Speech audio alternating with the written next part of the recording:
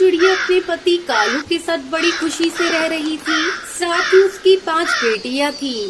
दोनों ही अपनी 5 बेटियों से बहुत प्यार करते थे। खाने पीने की भी कोई कमी नहीं थी, क्योंकि कालू के पास एक बहुत बड़ा खेत था। पर न जाने एक दिन कालू की एक हादसे में मौत हो गई। ये देखकर टूनी टूट सी जाती है। हे भगवान, ये क्या हो गया? मेरी 5 बच्चियों की देखभाल कौन करेगा? जब मेरी फूल सी बच्ची अपने पिता के बारे में पूछेगी तो मैं क्या जवाब दूंगी?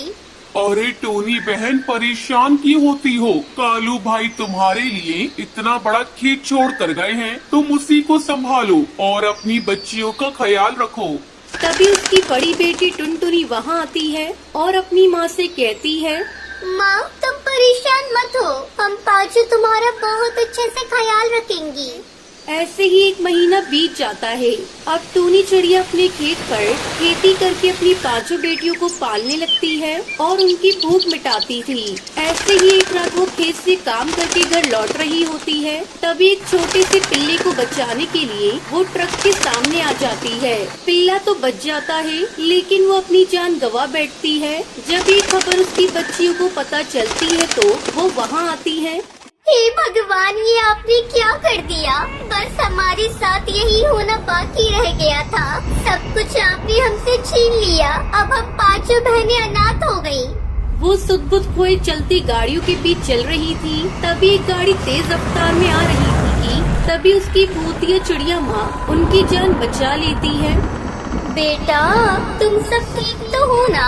इस तरह से तुम सबने अपनी सुध-बुध क्यों खो दी? तुम्हें कुछ हो जाता तो मेरा क्या होता? तुम वापस कैसे आई माँ? जब तुम नहीं रही तो हम जीकर क्या करते?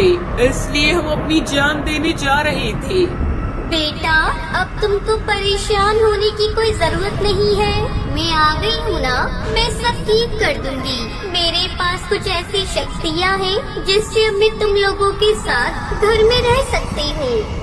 ये कहते ही भूतिया टूनी चिड़िया की आत्मा अपनी बच्चियों को एक ऐसी जगह ले जाती है जहाँ एक जादुई बड़ा सा घर था।